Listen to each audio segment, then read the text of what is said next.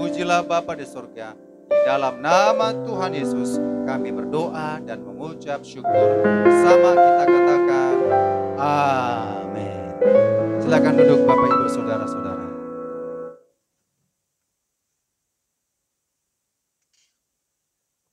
Shalom. Ya, salam sejahtera dari Tuhan kita Yesus Kristus. Bapak Ibu Saudara-saudara, tema kita pada hari ini, tema kita adalah ketaatan dan penundukan diri pada otoritas. Ini tema kita pada hari ini. Memang ini sudah disampaikan dalam ibadah PA. Jadi, ya, setiap firman ditaburkan itu harusnya diulang-ulang. Diulang-ulang artinya bahan-bahan KPA ini hanya kami-kami yang tahu. Ya, jadi Bapak Ibu Saudara supaya semua tahu tema-tema yang disampaikan setiap ibadah PA. Salah satunya adalah ketaatan dan penundukan diri pada otoritas. Coba kita lihat ayat Alkitab dalam 1 Korintus 14. Ayat 33 dan 40. 1-2 ya. Sebab Allah tidak menghendaki kekacauan tetapi damai sejahtera. Ayat 40.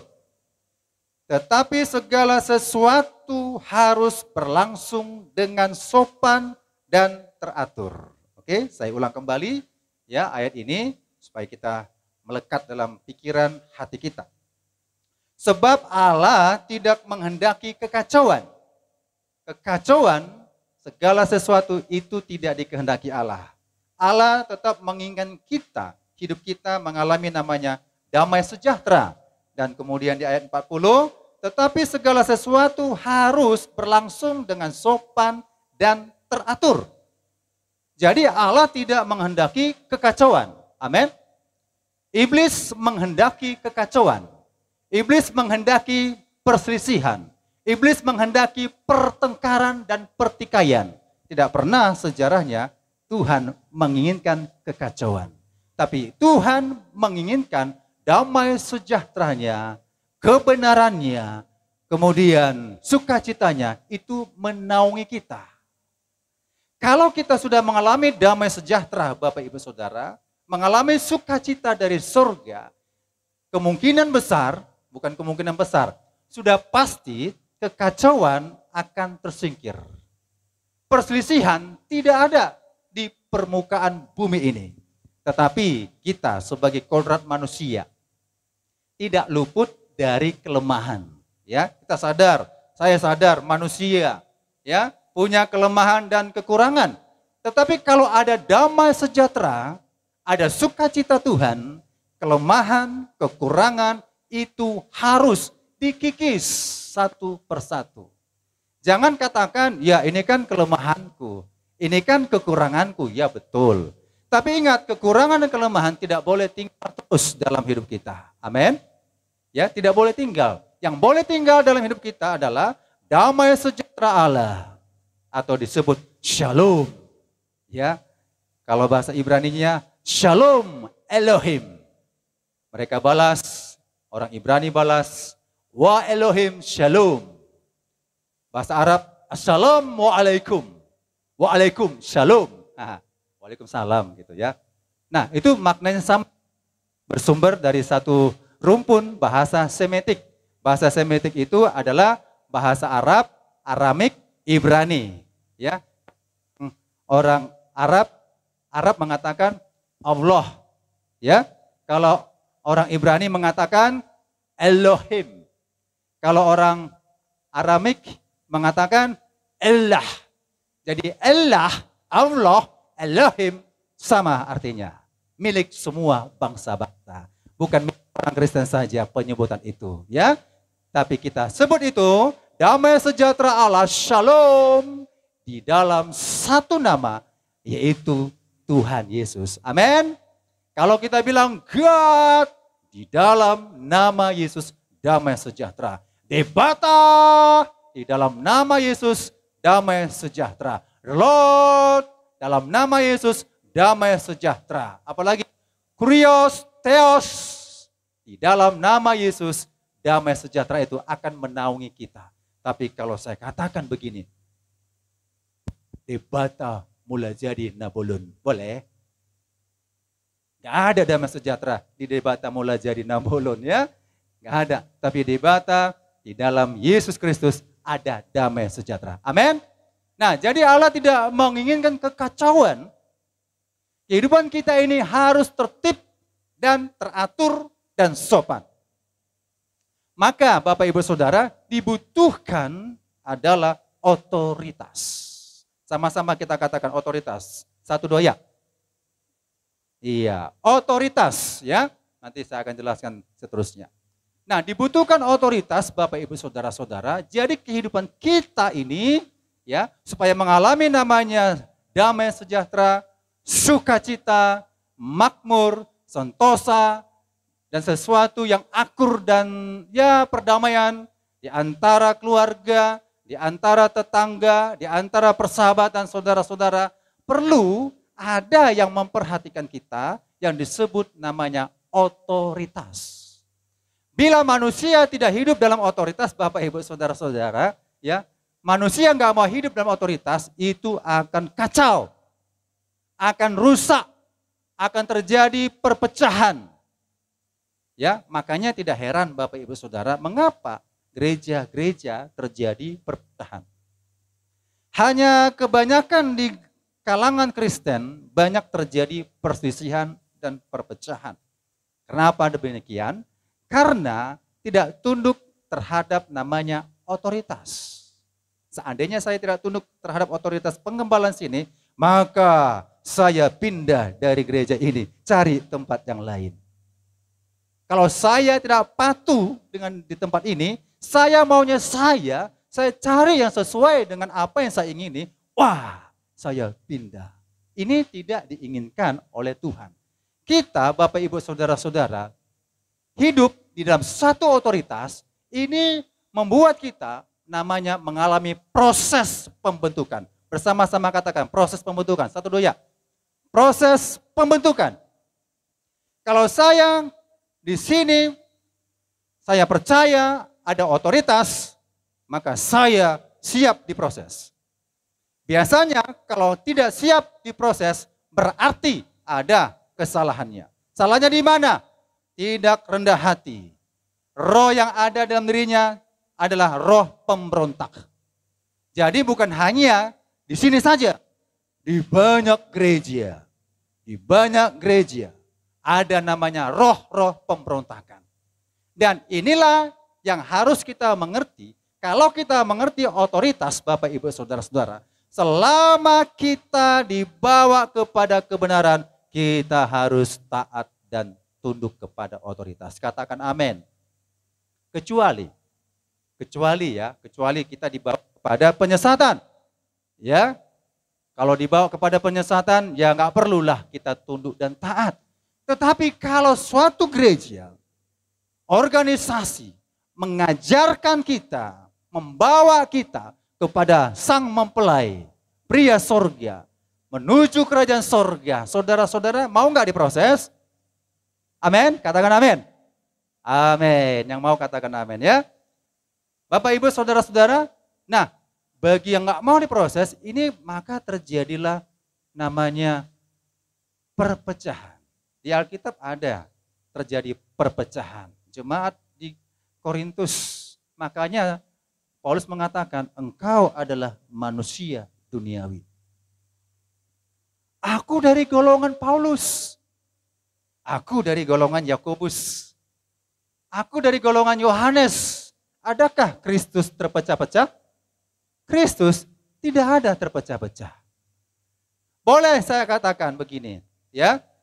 Sisi positifnya, saya dari gereja GSJA. Saya dari gereja GSPDI. Saya dari gereja GBI, tetapi tidak terpecah. Saya bisa melayani di gereja GSJA. Kenapa? Karena satu tubuh. Karena tubuh Kristus tidak terpecah-pecah. Tapi kalau misalnya dilarang, Bapak jangan melayani di GSPDI, ajaran Bapak di GBI enggak benar, ini perlu dipertanyakan. Jadi Bapak Ibu Saudara, Tubuh Kristus cuma satu walaupun anggotanya banyak dan tidak bisa dipecah-pecahkan dan tidak boleh mengidolakan. Saya nggak idola dengan GBI, saya nggak idola dengan HKBP, saya nggak idola dengan Pentakosta, saya nggak idola dengan karismatik. Yang diidolakan siapa? Tuhan Yesus. Saya beribadah di gereja HKBP sekalipun, saya bertumbuh di situ, memuji, memuliakan Tuhan. Saya beribadah di gereja GSJA, saya bertumbuh, memuji dan memuliakan Tuhan. Jadi ada satu lagu mengatakan, ku tak pandang engkau dari gereja mana. Asalkan engkau berdiri di atas firman-Nya. Jadi gereja jangan dibuat jadi tembok. Ya, dan gereja jangan dibuat menjadi kerajaan di bumi. Ada beberapa gereja di kota Medan, di Indonesia, di seluruh dunia. Beberapa, saya katakan beberapa, karena pemahamannya adalah pemahaman begini. Kalau enggak di gereja kami ini, ajarannya enggak benar. Gereja lain enggak benar. Gereja lain enggak benar. Gereja kami yang benar. Hanya di gereja kami yang benar. Sehingga apa Bapak Ibu Saudara? Ya, sehingga hanya di kalangan gereja mereka merasa bangga. Masuk ke gereja B, nggak level. Saudara, tidak boleh level-levelkan tubuh Kristus. Amin. Ya, nggak boleh Bapak Ibu Saudara. Nggak ada diajar kita begitu. Makanya Paulus menentang. Kalau bahasa mungkin bahasa teguran, jangan engkau bilang engkau dari golongan Paulus. Jangan engkau katakan dari golongan Yohanes, golongan Yakobus. Kalian sama-sama tubuh Kristus. Sama-sama anggota tubuh Kristus. Tetapi gara-gara tidak ada shalom, tidak ada damai sejahtera, tidak ada sukacita, terjadilah perpecahan. Ya, terjadilah perpecahan. Terbentuklah organisasi. Bila saya tidak bermaksud untuk memberontak dengan Bapak Gembala saya di tempat ini dan pelayan-pelayan di sini. Bila saya ada urusan ke Jakarta, mungkin perkara pekerjaan, saya harus permisi dengan Bapak Gembala. Pak Gembala, saya tidak tergembala lagi di sini, Pak. Saya tidak tergembala lagi di sini. Kenapa? Karena saya ada pekerjaan di Jakarta. Saya akan tergembala di gereja yang lain. Sikap ini adalah sikap yang betul. Amin. Sikap ini adalah sikap profesional. Ya. Kalau sikap profesional, dia orang yang akademis, orang yang berpendidikan, dia harus begitu. Tapi ada juga si oto-oto, jemaat si oto-oto. Saya tidak menghakimi realita. Tidak pamitan, tidak permisi, tidak tahu sebab dan akibat keluar dari gereja ini tanpa diketahui identitasnya. Ini namanya jemaat si oto-oto, tidak mengerti namanya otoritas. Kalau tidak mengerti otoritas namanya bodoh. Karena kita ini hidup dalam otoritas, Bapak Ibu Saudara. Di mana-mana ada otoritas. Di pekerjaan ada nggak otoritas? Ada bos kita. Saya sebagai guru, ada nggak pemegang otoritas saya? Ada. Yayasan dan kepala sekolah. Saya nggak enak-enak saja keluar dari sekolah, misalnya nggak masuklah di sekolah, nggak ngajar lah. Bagaimana lah sikap pemimpin kita sebagai otoritas? Enak atau gimana ya? Senang nggak dia begitu? Saya nggak masuk, ya suka-suka saya masuk, mau senang hatiku, masuk. Nggak senang hatiku, keluar. Langsunglah kepala sekolah mengatakan, Pak Astu, kau kulihat gimana ya? Tingkah lakumu gimana ya? Bapak ada niat mengajar gak? Oh ada. Tapi Bapak kok suka-suka aja masuk? Ya suka saya lah Pak. Suka saya lah Pak. Melawan gak itu? Suka saya lah Pak. Suka hatiku lah. Oh kalau begitu Bapak, maaf Pak. Hari ini Bapak di 3 huruf PHK. Dikeluarkan. Gak ada namanya yang tidak tunduk terhadap otoritas didiamkan dalam gereja. Tidak ada namanya tidak tunduk terhadap otoritas diberkati Tuhan. Gak ada. Kalau ada, oh ada Pak di sana, keluar dari gereja kita, semakin kaya dia. Bapak Ibu Saudara, itu bukan berkat. Berkat yang benar dalam kebenaran firman Tuhan, kita harus tunduk terhadap otoritas. Amin. Ya. Ingat, Lucifer, Bapak Ibu Saudara, diberikan Tuhan begitu hebat karunia. Gabriel diberi begitu hebat karunia. Mikael diberi begitu hebat karunia. Mikael malaikat perang. Gabriel malaikat utusan Allah. Lucifer malaikat pemimpin pemuji di sorga. Saudara-saudara, semuanya teratur, tertib dan sopan. Dan semuanya hidup dalam keteraturan namanya ilahi. Hukum-hukum Allah teratur di sana. Tidak ada yang berani melawan. Tetapi gara-gara satu oknum yang disebut namanya Lucifer, Bapak Ibu Saudara, dia mengatakan, aku hendak sama dengan Allah. Aku hendak duduk di tahta Allah. Aku mau naik di bintangnya Allah. Aku mau sama dengan Allah. Ini namanya mau merebut otoritas. Sikap yang ambisi merebut kekuasaan akibatnya fatal. Akibatnya fatal adalah terkutuk. Wajahnya yang indah waktu di sorga. Lucifer itu indah Bapak Ibu Saudara. Kalau mungkin bisa digambarkan secara anatomi ya. Tubuhnya semua itu indah, artinya kalau dia melantun tantangan, ting, bunyi musik, ya, tentang, semua gerakannya musik, itu Lucifer ya.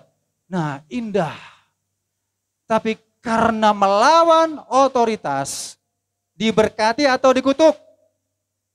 Dikutuk. Dikutuk.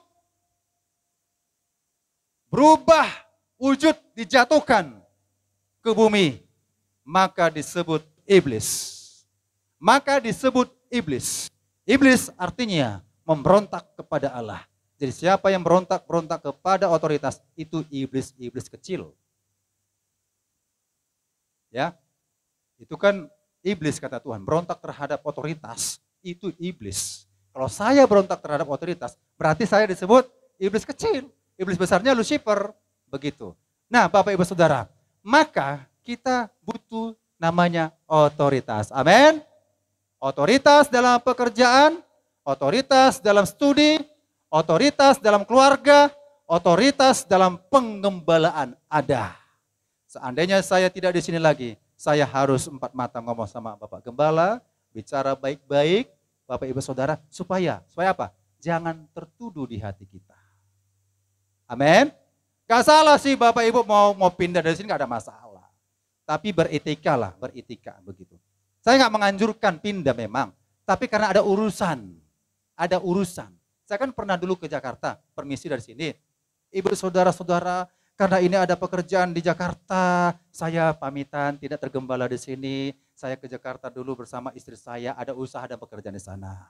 Itu pernah ya? Pernah, saya permisi. Boleh lagi balik? Silahkan, saya kembali lagi. Datang lagi walaupun saya sudah tergembala di sana. Pamitan lagi, saya pindah ke Medan kembali, saya kembali kemari. Jadi kalau siapapun yang sudah pindah kembali di sana, kita tetap terima kalau dia kembali di tempat ini. Amin. Oh ditolak. Ditolak. Hus. Kau gak bagus nih. Jangan. Roh Kudus yang menggerakkan. Amin. Karena saya merasa saya harus tunduk terhadap otoritas. Di sana juga otoritas. Sehingga saya kembali kepada otoritas, pasti sambutnya pun damai sejahtera. Cobalah jemaat di sini, ini saya tegurlah. Cobalah jemaat sini. Sekian tahun, 5 tahun gak nampak. Permisi pun tak permisi, datanglah di sini. Enak gak jumpa dengan Pak Gembala? Kan gak enak ya?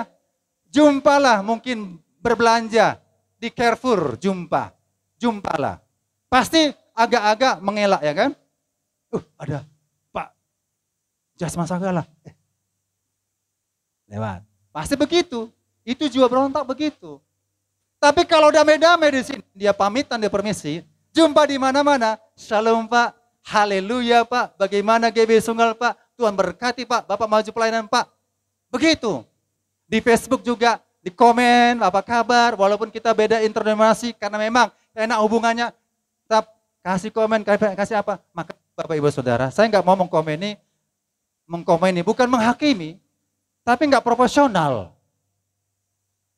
Walaupun firman yang dibuat di situ, kata-kata firman di situ dibuat, saya nggak simpati mengkomen hal itu. Karena caranya tidak profesional. Kalau caranya profesional, amin, puji Tuhan, haleluya, itu yang benar 100%.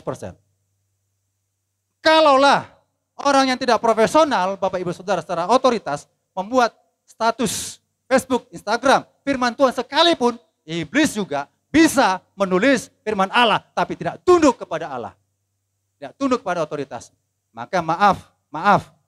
Ya mungkin saya nggak pernah mengkomeni orang-orang yang demikian. Walaupun sering kata-kata firman dalamnya. Walaupun di antara kita ada membalasnya. Walaupun itu urusan Bapak dengan Ibu Saudara. Saya nggak menghakimi. Kalau saya prinsipnya nggak begitu. Saya prinsipnya proporsional.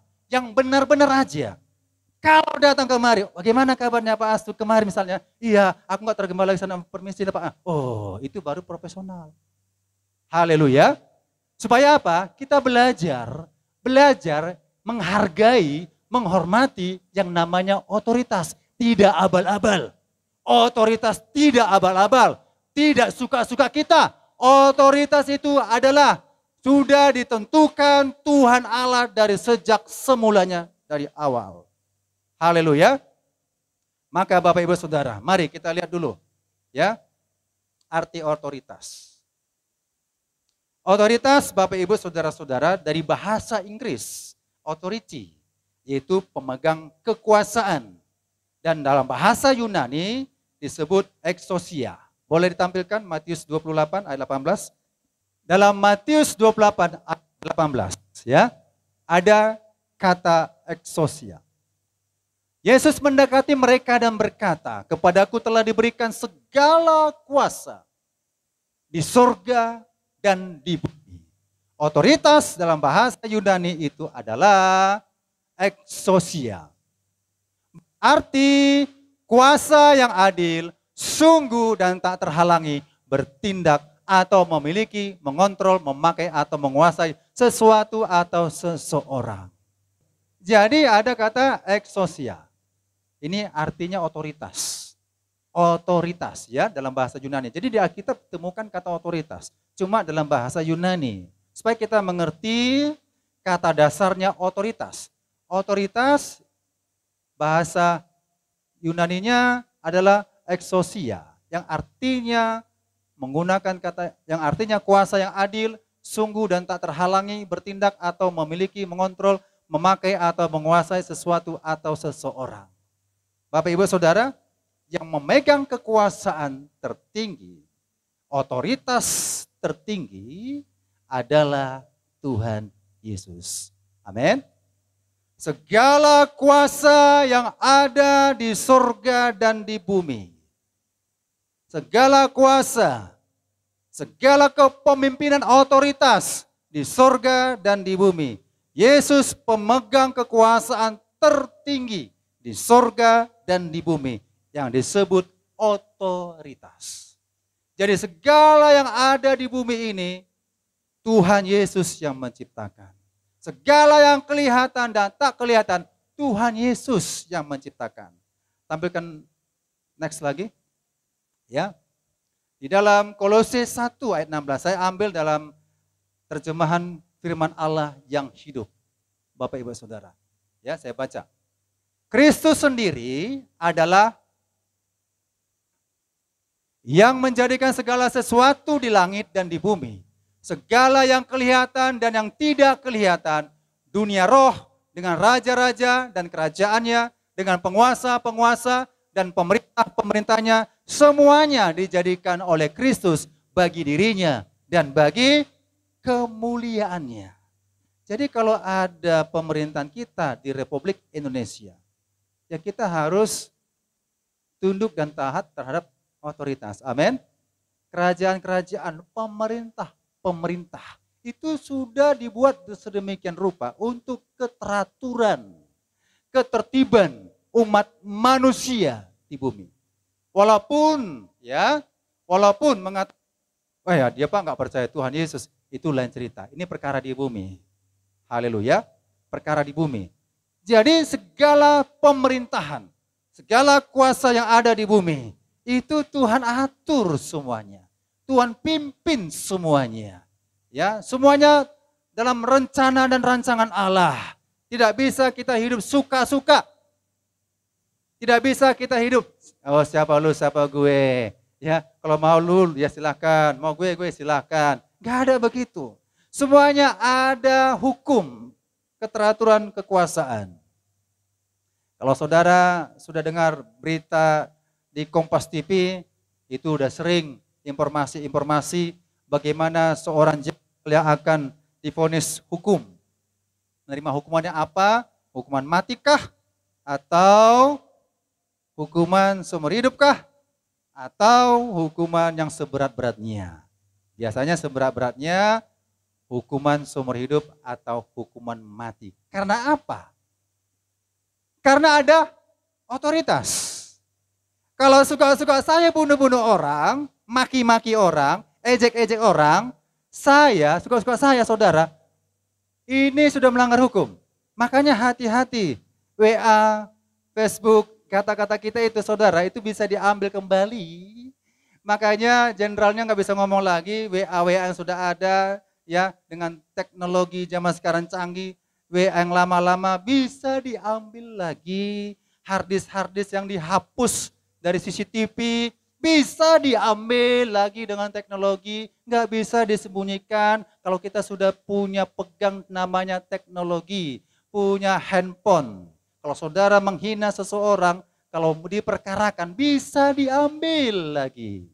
Di Facebook saudara menghina orang, mengejek-ngejek orang, bahkan di YouTube ada seorang rohaniawan agama lain, ya ini Alkitab, maaf, buang angin dari sini dia, penistaan. Kalau memang ada keberatan umat Kristen, ya penjarakan bisa, ya itu ada itu. Wah kurang ajar juga ini dia mengaku seorang yang penceramah lah kita bilang, walaupun nggak gitu terkenal, tapi Alkitab diviralkannya di YouTube.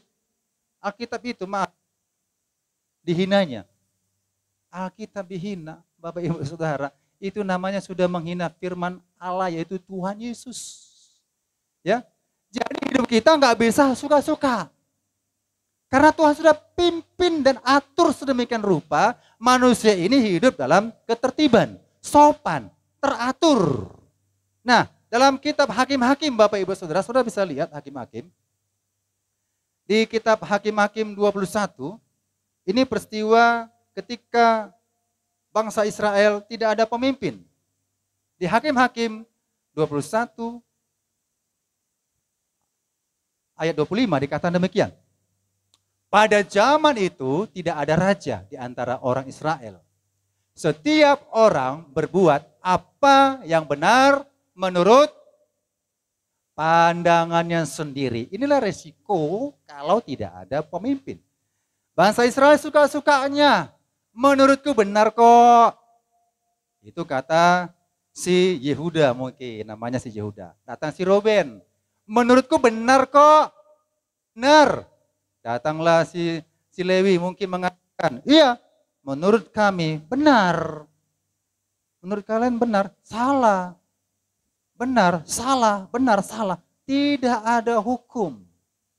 Suka-suka mengatakan benar padahal salah. Suka-suka mengatakan yang benar disebut salah. Salah, benar, benar, salah. Kacau. Nah itu pada zaman Israel tidak ada namanya pemimpin, tapi ada hakim-hakim untuk menertibkan ya rakyat bangsa Israel. Maka mereka berbuat menurut pandangannya sendiri.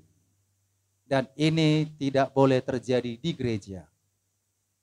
Dan ini tidak boleh terjadi di sekolah. Dan ini juga tidak boleh di mana kita kerja terjadi hal-hal sesuka-suka kita. Gak ada itu suka-suka. Semuanya ada aturan. Baik itu dalam perlombaan pertandingan, ada aturan. Baik kita dalam organisasi apapun, ada aturan. Tinggal kita nanti belajar untuk tunduk dan taat terhadap otoritas. Kalau tidak tunduk, Bapak Ibu, kacau. Saya kasih contoh di sekolah lah ya. Nah, di sekolah begini Bapak Ibu Saudara. Saya piket. Ya. Piket dan sudah tercantum itu aturan sekolah. Untuk siswa, tidak boleh cabut, tidak boleh membawa senjata tajam, ya. Rambut nggak boleh gondrong bagi laki-laki, pakaian rapi, dan tidak boleh lompat pagar dan sebagainya. Bapak Ibu, banyak aturan-aturan demikian. Jikalau dilanggar, maka berurusan dengan orang tua, tidak bisa diingatkan, tidak mau tertib, maka dikeluarkan dari sekolah. Jadi saya piket, Bapak Ibu Saudara, ya, piket, saya awasi siswa, nggak boleh keluar gerbang, harus ada tanda tangan gurunya, boleh izin urusan apa, mau fotokopi atau apa, gitu ya. Apa saja, mau jajan, ada permisi dengan guru di kelas, ya, itu tugas piket. Kemudian pemeriksaan, kalau sepatunya warnanya nggak hitam, juga disita sepatunya. Kalau pakai baju nggak lengkap atribut, ya diperingati. Kalau nggak ada atribut sini coretkan tanda silang atau sebagaimana peraturan berlaku, itu dilaksanakan. Kalau sempat dia melawan Bapak Ibu Saudara, dikeluarkan dari sekolah. Nah, ketika saya piket, ternyata ada satu siswa yang beragama Kristen. Saya malu sebenarnya sama guru-guru yang lain, tapi ini siswa kita beragama Kristen. Lompat pagar. Wah. Mungkin temannya mengajak ya, 2-3 orang mengajak, lompat pagar. Lompat pagar itu saudara itu ada kawat-kawat. Ada kawat-kawat. Nah, ya. Pernah kejadian begini salah satu siswa yang beragama Kristen juga ini. Orang-orang Belawan Bapak Ibu Saudara ya. Orang-orang Belawan kalau kita layani Belawan Bapak Ibu Saudara kecuali sekolah negeri masih mudah diajarkan. Kalau sekolah swasta, puji Tuhan, haleluya, butuh kesabaran besar. Karena wajah-wajah kriminal wajah mereka semua itu. Ya, wajah-wajah menantang dan melawan. Saya pernah mencubit siswa karena ketiduran di kelas. Masuk kelas saya bilang, kenapa masih di ruangan agama Islam? Adanya agama Kristen. Saya cubit jawar kupingnya. Sampai di ruangan kelas saya, dipukulnya papan tulis itu. Bang! Marah dia sendiri. Bang! Kata. Ini anak, aduh sabarlah sebagai guru agama. Kalau bukan guru agama, wah habislah kau bikin ya. Kalau guru olahraga, kukeratilah kau. Karena guru agama, menjaga ya. Menjaga Bapak Ibu Saudara. Ada satu lagi siswa, udah pulang sekolah. Adanya pintu gerbang keluar. Ini orang kita Batak ini. Ya. Keluar dari pintu gerbang, ada pintu. Tapi sok jago. Sok jagonya di mana? Lompat pagar dari depan, lompat pagar. Ya, pagarnya tajam-tajam. Seperti tombak-tombak, tahu ya? Lompat. Sok jago. Hei, sap, berhasil. Tapi sudah robek tangannya. Robek. Adanya pintu, ngapain lompat pagar? Robek, udah robek, ini kan sudah melanggar aturan kan? Sebagai guru, karena dia Kristen, dia Batak, saya ambil alih. Kenapa tanganmu? Gini Pak lompat, nah, cerita. Guru yang lain nggak gitu apa kali, nggak gitu perhatikan kali. Tapi saya perhatikan tangannya sudah robek, mengangak daging itu, ya besar, berdarah, keluar. Jadi kami balutlah, nggak ada apa-apa, ada sanitizer, pakai sanitizer semprot. Kesakitan, minta ampun kan, kesakitan. Baru saya tanya di mana? Itu di sana di dekat Sujuya katanya, ya. Ya, yuk kita antar ke rumahmu. Pulang, antar, ternyata nggak ada orang di rumah Bapak Ibu Saudara. Dia bilang, "Udah Pak, aku tinggal di sini saja." Saya bilang, "Kau tinggal di sini, mati kau nanti. Darahmu itu udah bercucuran tanganmu. Di mana orang tuamu?" Ternyata bukan tinggal sama orang tua, tinggal sama kakaknya.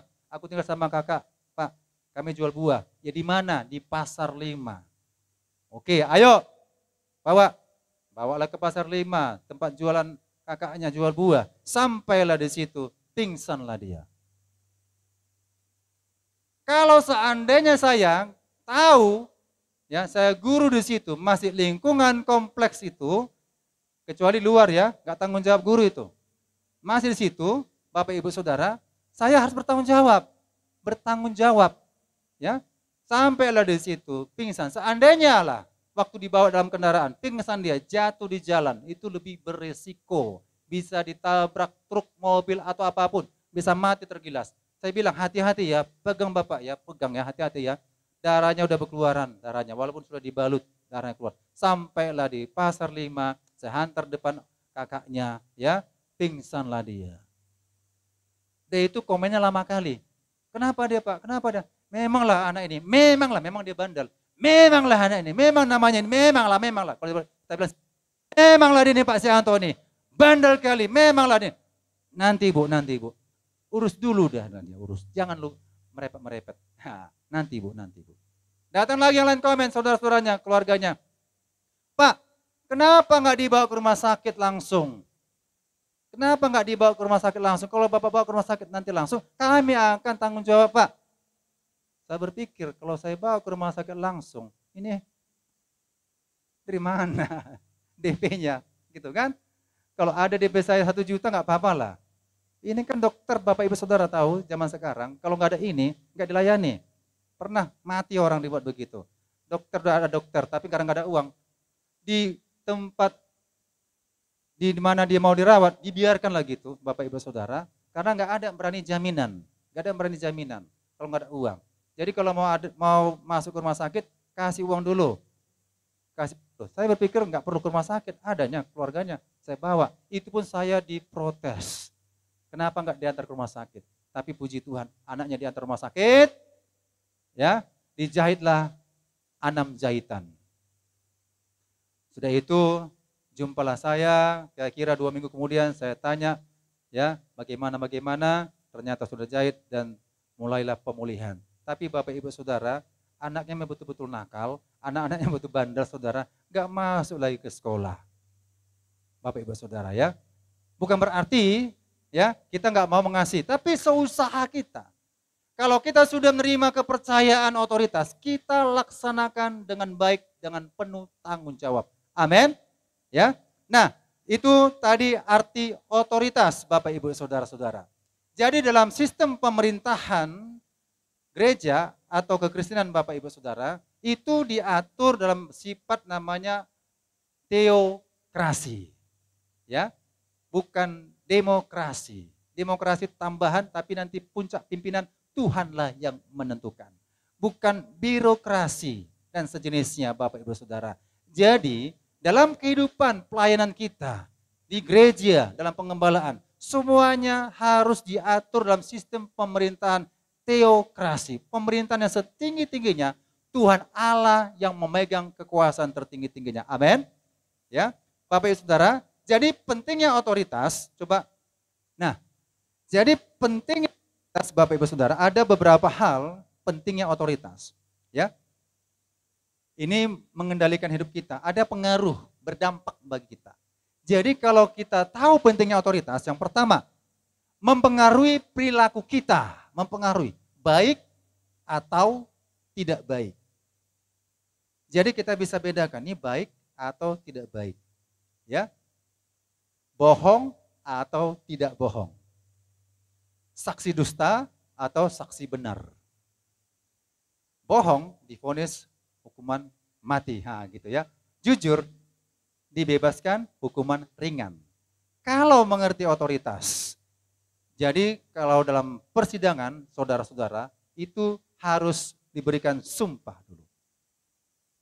Saya, kalau kita Kristen tidak boleh bilang saya bersumpah, tapi saya berjanji di dalam nama keyakinan Tuhanku Yesus Kristus, saya memberikan kesaksian yang sejujur-jujurnya.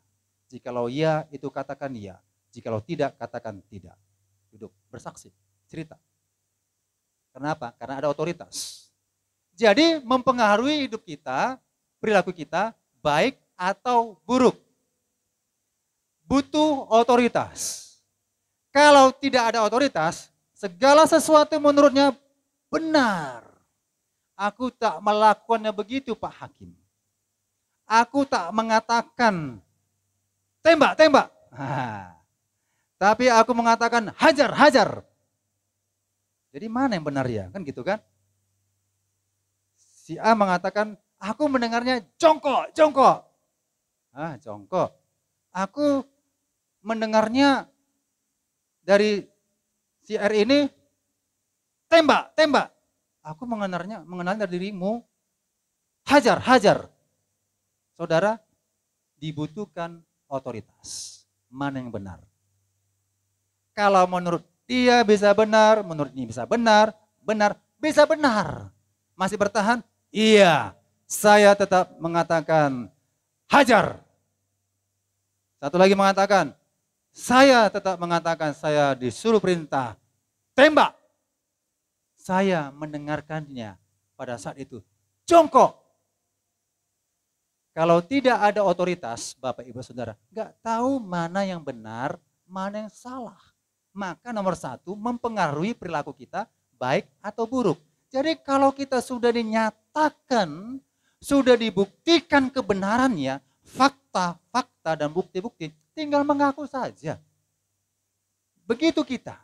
Ya, ketika kita ditegur, Bapak Ibu Saudara, ketika kita ditegur, ada bukti dan fakta, ya, kita tinggal mengaku saja, iya, saya salah. Saya sebenarnya membuat skenario seperti itu, supaya saya jangan ditangkap. Saya salah. Diampuni Bapak Ibu Saudara? Diampuni. Jadi kalau sudah ada bukti jelas, ada fakta yang jelas, ada 2, 3 saksi, 5 saksi atau berapa saksi, tetap bertahan dengan prinsip kehidupannya saudara-saudara, maka dia akan terima disiplin hukuman yang seberat-beratnya. Di lantai 2, saya diperlakukan dengan tidak baik. Nah, kan gitu ya. Sambil menangis. Siapa sih nggak bisa menangis? Semua bisa menangis. Ya, saya diperlakukan sedemikian rupa. Ini sangat rahasia, rahasia perempuan. Rahasia perempuan. Gak ada rahasia-rahasia perempuan. Kalau itu salah, lapor ke polisi. Saudara, terjadi pemerkosaan, lapor ke polisi. Ada surat buktinya, lapor, kuat, teguh, ngomong, penjarakan, ada hak. Ini rahasia sensitif saya, nggak bisa diberitahu kepada siapa-siapa. Ya udahlah. Saksi ada, tidak ada, tidak ada, tidak ada. Bertahan. Maka dibutuhkan otoritas, mempengaruhi perilaku. Kalau dia nggak tunduk terhadap otoritas, mempengaruhi perilakunya. Saya mendengarnya begitu saudara-saudara, bingung saya, mana yang benar ini. Tapi semua tim penyelidik mengatakan enggak betul. Enggak betul, enggak benar. Kenapa? Ada otoritas. Dan suatu saat hakim akan memutuskan. Minggu-minggu ini akan diputuskan. Apakah hukumannya beratnya, atau ada yang diringankan, atau ada yang dibebaskan. Tapi kalau dia mengaku, saudara-saudara, pasti Pak Hakim memberikan hukuman, diusahakanlah ada pengurangan. Kalau dalam buktinya itu ada bukti-bukti, maka dihukumlah seberat-beratnya. Jadi nomor poin pertama, mempengaruhi perilaku kita, baik atau buruk. Dan poin kedua, mempengaruhi keputusan-keputusan kita, benar atau salah. Ya, jadi kita butuh otoritas, keputusan kita. Pak, saya cari pekerjaan. Kan boleh ya tanya ya kepada gembala, kepada orang tua, kepada orang yang kita percayai. Saya mau kerja di tempat ini, tempat perusahaan A. Bagaimana lah menurut Bapak? Pekerjaannya begini, begitu, begini, begitu. Ya, kalau kita tahu Bapak Ibu Saudara, kita jelaskan. Kita bilang, jangan kerja di situ. Kalau kau kerja di situ nanti begini, begitu, begini, begitu. Perlu didengar? Perlu. Untuk mengambil suatu keputusan. Ya, keputusan. Jadi kita perlu namanya otoritas. Untuk suatu keputusan. Benar atau salah. Jadi kalau misalnya kita akan keputusan di sini, tanya Pak Gembala. Ya, ada pemegang otoritas. Bisa atau tidak atau bagaimana? Tanya otoritas kita. Kemudian mempengaruhi pilihan-pilihan kita. Ya atau tidak. Terutama yang masih muda-mudi. Datang kepada orang tuanya. Ma, aku punya pacar. Wah. Marga apa pacarmu itu? Marga Sitorus, Ma. Sitorus. Nah, misalnya kan, kau kan baru situ orang. Gak cocok lah. Carilah marga Sinaga misalnya. Kan gitu kan? Itu kan mempengaruhi ya pilihan-pilihan kita. Boleh orang tua memberikan saran kepada anak-anaknya? Boleh. Tapi orang tua tidak boleh mengambil keputusan sendiri.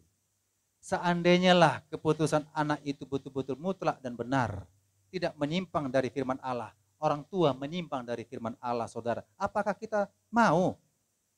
Ya, padahal jodohnya percaya Tuhan. Rajin beribadah, anak yang baik. Menghormati keluarga. Tapi sang bapak dengan sombong dan angkuhnya mengatakan, putuskan. Kau berjodoh dengan dia, makan apa kau nanti? Misalnya begitu ya. Putuskan. Itu juga mempengaruhi pilihan-pilihan kita. Tapi kalau orang tua mengajarkan yang benar, bagus nak. Bagaimana karakternya, bagaimana sifatnya, bagaimana. Kan perlu diketahui. Bagus, lanjutkan. Bapak, mama merestuimu. Nah gitu ya. Itu mempengaruhi pilihan-pilihan kita. Nah Bapak Ibu Saudara, jadi pentingnya otoritas dalam kehidupan kita. Ada beberapa hal ini kita harus mengerti. Dan satu lagi, yang terakhir. Next. Karena waktu kita. Ya. Nah, sikap kita terhadap otoritas Bapak Ibu Saudara. Ya. Ada perkataan tunduk. Kita nggak kutip ayat Bapak Ibu Saudara karena keterbatasan waktu ya. Tunduk terhadap pemerintah, hormatilah ayah dan ibumu, ya. Kemudian tunduk kepada suami dan sebagainya. Saya rasa semuanya sudah tahu ya. Tunduk terhadap lembaga-lembaga pemerintahan. Beberapa ayat begitu banyak di Alkitab mengajarkan kepada kita. Kalau sudah ada kata-kata tunduk dalam lembaga pemerintah, dalam keluarga, organisasi, semuanya ada di Alkitab. Cuma saya memperingkas ya. Ditemukan ada dua kata. Ada dua kata sikap kita terhadap otoritas. Pertama, tunduk. Apa itu tunduk? Sikap mengakui sebagai pemimpin kita, mengasihinya dan menghormatinya. Tunduk. Oh, dia pemimpin departemen A, dia pemimpin organisasi B, dia adalah gembalaku, dia adalah pemimpin rohaniku. Saudara-saudara, itu namanya tunduk. Dia suamiku, tunduk. Dia bosku, tunduk.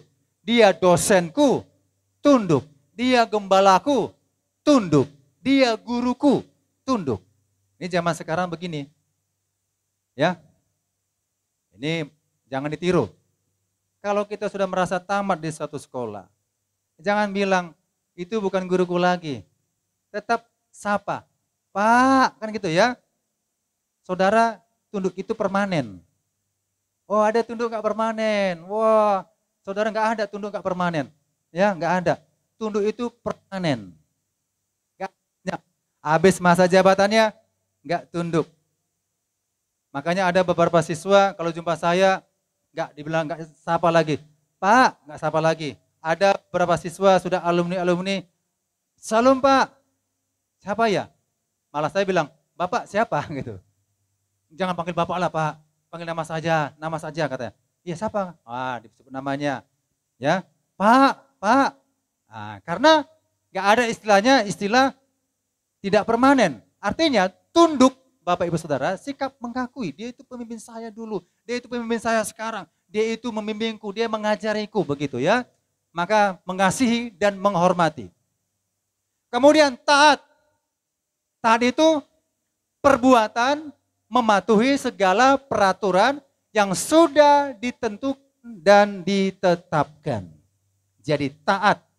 Kalau sesuatu sudah disepakati bersama-sama, kita berunding bersama-sama, kita ngomong-ngomong bersama, kita buat peraturan bersama. Anggaran dasarnya kita buat misalnya.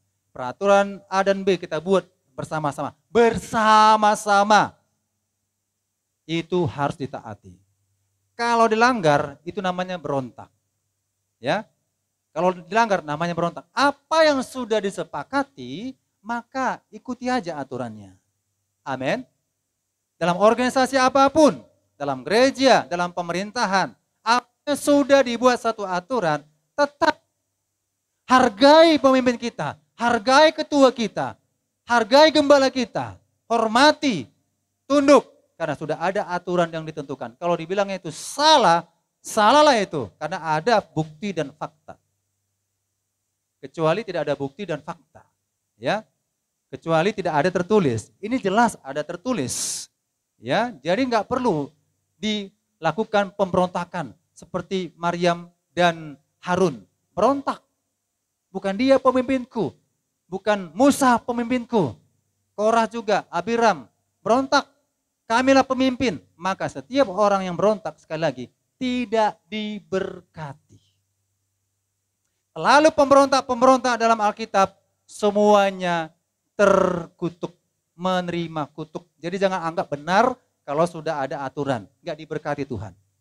Nah, jadi tunduk dan taat. Ingat Bapak Ibu Saudara, kalau kepada Allah, kita tunduk 100%.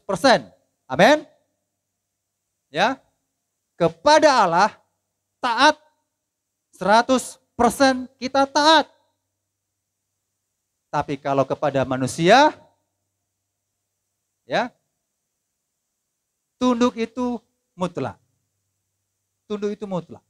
Tetapi taat itu tidak mutlak. Kenapa dibilang taat tidak mutlak? Kalau dia ada memerintahkan sesuatu yang tidak benar, ya nggak perlu kita taati. Tembak cat, dicat, tembak, tembak, tembak, tembak. Kalau saya misalnya takut Tuhan, itu perintah otoritas yang salah. Manusia yang memerintah, maka saya tembak atas saja. Des, habis pelurunya, selesai. Ya kan?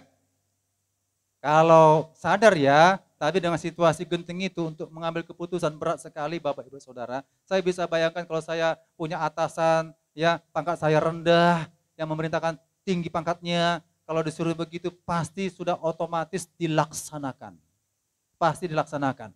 Tembak, tembak. Selesai. Perintah.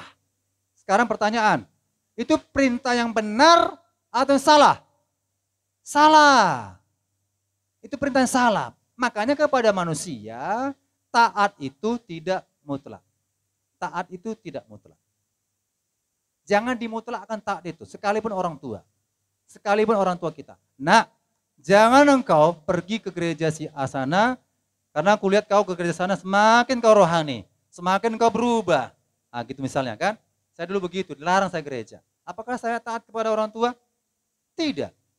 Tapi harus saya taat kerjakan apa yang disuruh perintah orang tua di rumah, bersihkan, cuci piring, cuci kain, bereskan. Itu taat yang benar.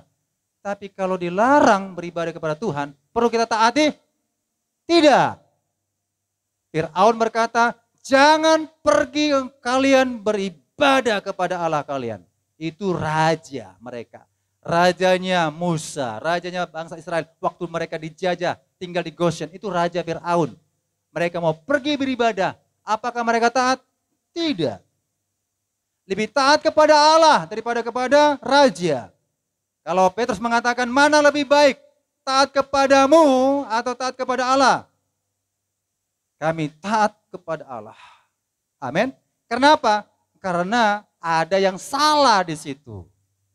Jadi taat itu berdasar. Kalau tidak sesuai dengan firman Tuhan, jangan diikuti. Jadi kepada manusia, tunduk itu mutlak, taat itu tidak mutlak. Amin. Kalau kepada iblis, tunduk, boleh? Tidak. Taat, boleh? Tidak. Malah kata Alkitab, lawanlah iblis dan tunduk kepada Allah. Ketika kita tunduk kepada Allah, maka iblis akan lari. Tetapi kalau kita tidak tunduk kepada otoritas, jangan coba-coba mengusir roh jahat. Ya kan? Di Alkitab ada itu, mencoba-coba mengusir roh jahat. Ya, seorang dukun mencoba mengusir roh jahat dalam nama Yesus yang diberitakan Paulus, pergi engkau roh jahat, pergi engkau setan. Setan yang bilang, samanya kita. Samanya kita. kau pemberontak, aku juga pemberontak. Samanya kita. Maka dicakarlah orang itu. Tapi ketika kita tunduk kepada Allah, terhadap otoritas kita tunduk, dengan kata kita, kalimat kita melawan iblis, maka iblis pun itu lari. Kata firman Allah. Amin ya, firman Allah. Kalau kita tunduk kepada Allah, maka segala yang menghalangi kita, itu bisa kita lawan. Tapi kalau kita nggak tunduk kepada Allah, itu beresiko kepada kita. Maka inilah Bapak Ibu Saudara-saudara, poin-poinnya bagi kita belajar ya firman Tuhan yang kita dengar pada saat hari ini. Kita harus belajar untuk tunduk dan taat terhadap otoritas di mana kita berada. Jadi dalam pengembalaan tidak ada kata mengatakan tidak tergembala. Semua jemaat Tuhan harus tergembala dengan benar. Kalau saya seorang pelajar, jangan katakan seorang pelajar kalau tidak mau sekolah, harus masuk dalam sekolah. Kalau saya seorang mahasiswa, tapi saya suka-suka saja di kampus, itu bukan mahasiswa. Maka ikutilah aturan-aturan otoritas dimanapun kita berada. Supaya hidup kita lebih baik. Haleluya. Supaya hidup kita lebih berkenan di hadapan Tuhan. Demikian firman Tuhan, Tuhan Yesus memberkati kita. Haleluya. Mari kita akan menyembah Tuhan.